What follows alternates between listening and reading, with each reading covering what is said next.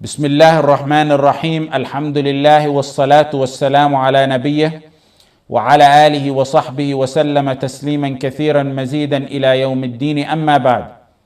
We spoke about many spiritual aspects of Ramadan and we'll continue to do so inshallah ta'ala. However, just as Ramadan was the month of worship, it was also the month of some of the greatest Islamic victories. And some very important historical events occurred in Ramadan. The victory of Badr, the one that's called in the Quran the criterion, the mark between the truth and the evil, يوم الفرقان يوم التقى الجمعان, the battle that Allah honored Islam with, took place in Ramadan. The conquest of all conquests, إِنَّا فَتَحْنَا لَكَ فَتْحًا مُبِينًا, took place in Ramadan, the entry to Mecca. The battle of Ain Jalut and many other historical events took place in Ramadan. And one of the greatest Islamic victories after the Prophet Muhammad sallallahu alaihi wasallam and the Sahaba was a great victory that took place in Ramadan 92 years after the Hijrah. The great victory that many Muslims don't know about, especially the young youth growing up now. And the others, many of the others who do know about it don't take pride in it. The roots of it was during Uthman ibn Affan's time. He attempted to conquer Constantinople, but he wasn't able to. In Al-Tabari, in Ibn Kathir, in Al-Humyari says, historians that wrote, they said when Uthman wasn't able to enter Constantinople, which is Constantinople, he gave advice as to how it would be open. He says it needs to be open through the waters. You can only get there through the waters.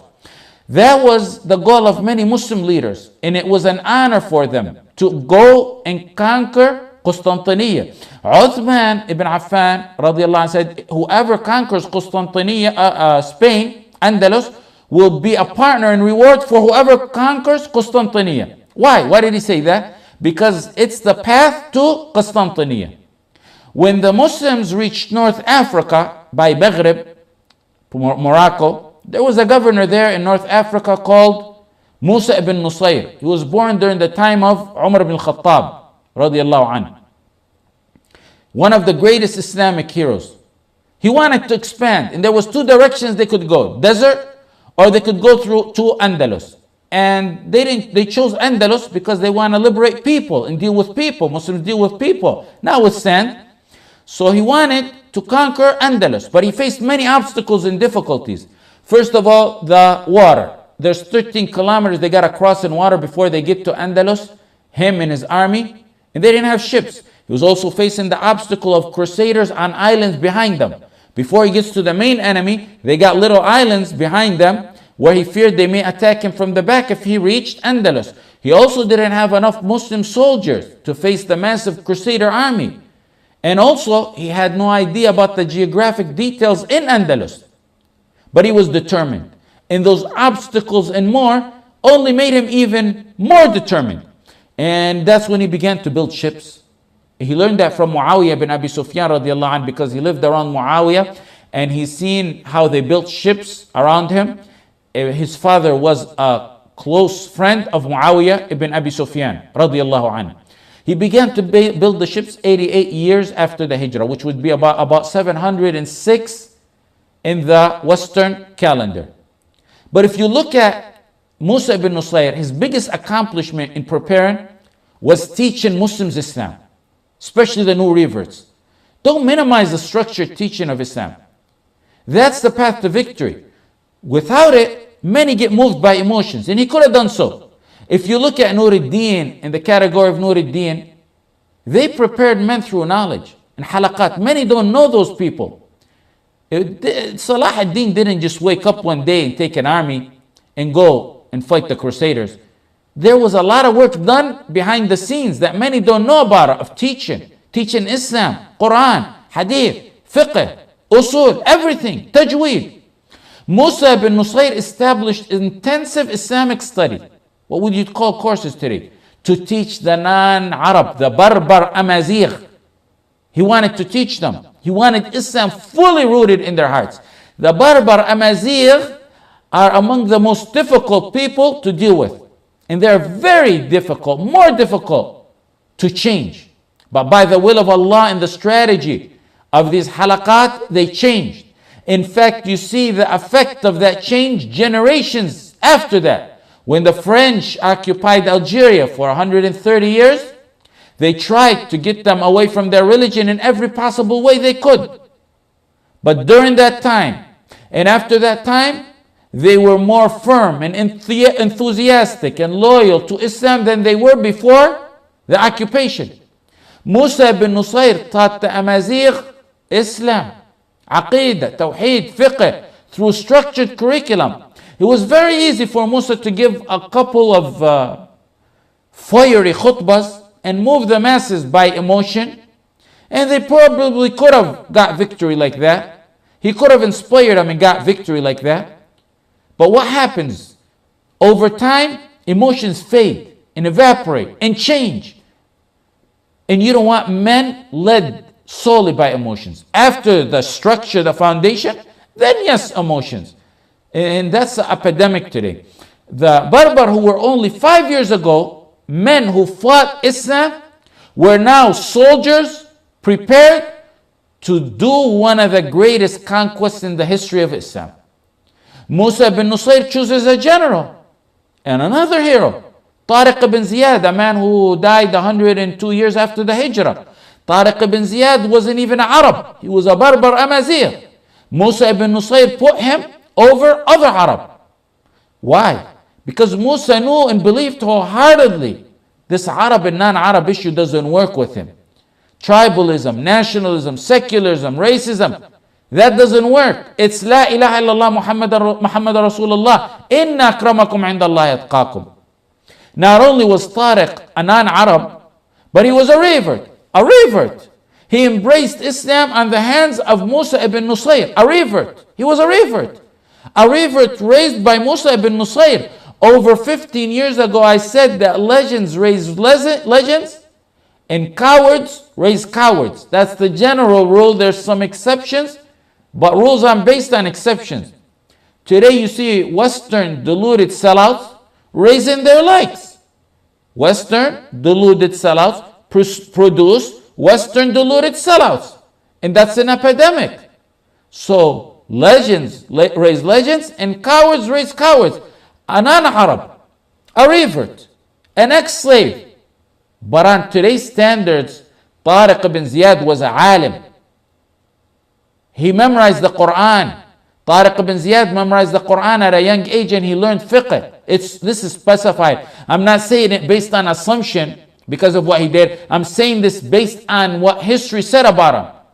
Tariq ibn Ziyad in Ramadan of 92 years after the Hijrah took an army of 12,000. Some say 18,000. I believe it's really 12,000. They crossed the waters, and as soon as they landed, he gave an eloquent long speech starting off, أيها الناس أين المفر البحر من ورائكم والعدو أمامكم وليس لكم الله إلا الصدق والصبر. Oh people, where are you going to flee to? The waters behind you, the oceans behind you, the enemies in front of you. All you have is to be truthful with Allah and be patient. Some of the more recent, not recent, but more recent books, history books say that he burned the ships in order to avoid that anyone flee and that so they'll be determined. But I believe that's exaggeration because I read the original books on Al-Andalus and what happened there, and the early first generation books who wrote about this, none of them state this fact. And it's such a huge fact, they mentioned more details than this. And this is not mentioned, so I assume it didn't happen. Tariq fought many battles, Ma'arakat Shodha, and then the final one was Bawadi, which was on the 28th Ramadan of 92 years after the Hijrah. And 9,000 of his troops were Berber Amazigh, and the rest were Arab. 3,000 Muwahideen generously irrigated the precious lands of Al-Andalus with their blood. In the middle, Tariq had covenants with them. And there wasn't a single covenant or promise that he did, even with those he was fighting, that he breached. In fact, the Crusaders were forcing Jews living under their rule at the age of 7 to turn to Christianity. And they were confiscating their property. So he was to the Jews a hero, a liberator. If the ignorant knew the justice of Islam and Allah's rule on this earth, they would be the first to call for it. You'd even be more amazed at how Muslims treated the Jews at the downfall 800 years after this country was taken away. They went to extreme measures to preserve the life of the Jews who were under the Muslim rule, Ahl al-Dhimma. Compare that when they got the upper hand. When Muslims went to the lands, they went to liberate them from oppression because Muslims are in charge of mankind.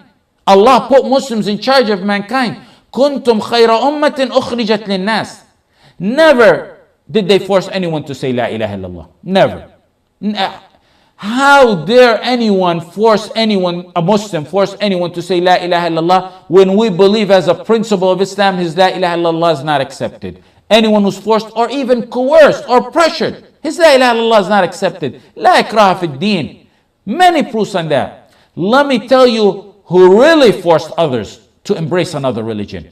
When a country imposes on another country to change their Islamic curriculum, to take stuff out of their curriculum in the name of getting along with others, in the name of democracy, those who spend billions to spread interfaith, a religion, a whole interfaith to the religion is a kufr religion, to embrace interfaith, that's who's forcing people to embrace another religion. Many battles continued after 92 years after Hijrah. In 93 after Hijrah, it was Ubur Tali'at Musa. In 94 years after the Hijrah, Marda, Fath Marda. These were in Ramadan too, in 93, 94. Tariq ibn Ziyad and Musa ibn Nusayr were ordered at a point to stop their advance because the deputy Khalifa at the time, Sulaiman ibn Abdul Malik, the Khalifa back then was Al-Walid ibn Abdul Malik. He was on his deathbed. Sulaiman ibn Abdul Malik wanted them to slow their pace down so the leader, the Khalifa, can die and the conquest will be attributed to his name. But Musa ibn Nusayr and Tariq ibn Ziyad kept advancing. They didn't listen to him. When Sulaiman was finally the Khalifa, he harmed both of them very badly. He harmed and oppressed Musa ibn Nusayr and Tariq ibn Ziyad very badly. They say that Musa ibn Nusayr made up with him later on. And in fact, he took Musa ibn Nusayr to Hajj. But Tariq ibn Ziyad lived a lonely life after the conquest. He returned to Syria, to Damascus. And he lived lonely and secluded, away from the spotlight, away from politics, away from everything. What melts the heart is he lived not only a lonely life, but some more books that I read and said that he was found dead in front of a masjid alone. And prior to that, he was spotted begging. They left him alone. Even though Tariq ibn Ziyad was worthy of being the governor on Andalus. Just like Amr ibn al-As was the governor on Egypt. Amr ibn al-As conquered Egypt, he was the governor there. He was worthy of being the governor in Andalus. But he was a man sincere with Allah. He didn't care about the spotlight. He turned and went on his own and died a lone life. But the world changed after the conquest of Andalus. The world. We've seen men pop up like Ibn Khaldun, Zahrawi, Ibn Rushd, Ibn Hazm, and other scholars in geography, in space, in engineering, in math, in every field, and most importantly, in the many Islamic sciences, in every Islamic science you can imagine. It started in Spain and it affected all of Europe. A French writer writes about this, a non-Muslim French writer writes about this. He said Muslims changed the region. He mentioned an example or a few examples, and one of them that I remember was that the Muslims made a lot of Europe civilized. He said women in northern part of Europe, they were called the Saqaliba. They used to cut their hands and their faces with knives and harm themselves when they were widowed. Some of them went to an extreme of hanging themselves when they were widowed to show their love for their husbands, and they would then burn the husband and the wife and bury them in the same grave. When they seen how Muslims dealt with matters like this, they changed. Islam went to liberate, to remove oppression. Islam went to make them humans. They were in an area where this Frenchman writes, he said they didn't take a shower but once or twice a year. There's a ritual or a belief, I can't remember what he said. When they seen the Muslims making wudu 5 times and bathe regularly, it changed. They taught them how to clean. They taught them how to deal with one another. They taught them the attitude amongst each other. They taught them about mercy. It's amazing to read that Muslims installed streetlights back then. It's amazing to read that Muslims decorated the avenues, the main avenues of Andalus with flowers and trees. It came to a peak with Abdurrahman al-Nasir, the leader, Abdurrahman al-Nasir, when he took leadership. And he became very popular and very strong. And he had effect on everyone. In fact, in 1961, the non-Muslims, on the 1000th anniversary of his death, celebrated his achievements and accomplishments that overwhelmed the whole region, in honor and respect to him. And many Muslims wouldn't even know who this guy is. What's sad is that our bright ummah's legacy has been forgotten. And that brings about a defeatist mentality, surrenderous cowards. In Qurtuba, there was a library, the biggest in the world. The biggest in the world. It had 500,000 books in it. They didn't have copy machines and printers back then. 500,000 books in a library, the biggest of its time. If there was a library bigger than that, it would have been the one in Iraq, the one also owned by Muslims, under the rule of Muslims, in Baghdad in Iraq, the one that the Tatar took the books and poured them in the ocean of Dijla, to the point that it changed the color of Dijla. There was also Dar al-Hikmah in Al-Qahira, another huge library. Those were the only three major ones back then, but the one in Qahira died in history. When they entered Andalus, the Crusaders, one of the first things they did is burn the books. A bishop named Qambis, with his hatred to Islam, when they conquered Andalus, took 80,000 books to the public square of Qurtuba and burnt them all in one day. Then in 646 after the Hijrah, they burned the rest of the books for the Muslims. Why? Because they knew affirmatively, they knew that this is what uplifts this ummah. Knowledge. And mainly, we're talking about the knowledge of the Sharia and the sciences of Islam. As long as they have this knowledge, this ummah will remain strong. They wanted to, or thought they can take the ummah away from this knowledge, away from its roots, by burning their books. But little did they know, the outline for the ummah is in our hearts and our breast, and that they can never get to. It's not on ink and paper, it's in our hearts. As time went by, the Muslims began to go astray. They went astray from the teachings that Allah gave him victory for. From competing over memorizing the Quran and Bukhari and Muslim, and competing over knowledge, it was now competing over girls. From filling the houses of Allah and the halaqat, to now spider webs on the house of Allah and the halaqat, and clubs being livened up. There was a generation now that had a deficiency in tawheed and wala and bara, in fiqh and Islamic sciences, which divided the Islamic ummah in Andalus to 22 kings. Just like the Muslim world today. I think today is 22. The same thing. They had 22 kings back then. One of the leaders, Ibn al-Ahmar, he was a king in Andalus. He brought non-Muslims to fight his opponent, his Muslim brother in Islam, called Ibn Hud. Ibn Hud, in return, gave those non-Muslims 30 of his strongholds to side with him against Ibn al-Ahmar. The final king of Spain, Abu Abdullah Saghir. He once blocked a Muslim army that was heading to the territory of Malqa to have Muslims there that were besieged by the Crusaders. When the Crusaders defeated the Muslims, because he blocked the army going to help the Muslims, they changed a masjid into a church. Abu Abdullah Saghir sent them a letter congratulating them on the victory. He thought he was scoring points with them. They promised him. He thought they were going to keep him in power. He thought that's how victory and honor is achieved. فَتَرَى الَّذِينَ فِي قُلُوبِهِمْ مَرَضٌ يُسَارِعُونَ فِيهِمْ. That's the disease of the hearts.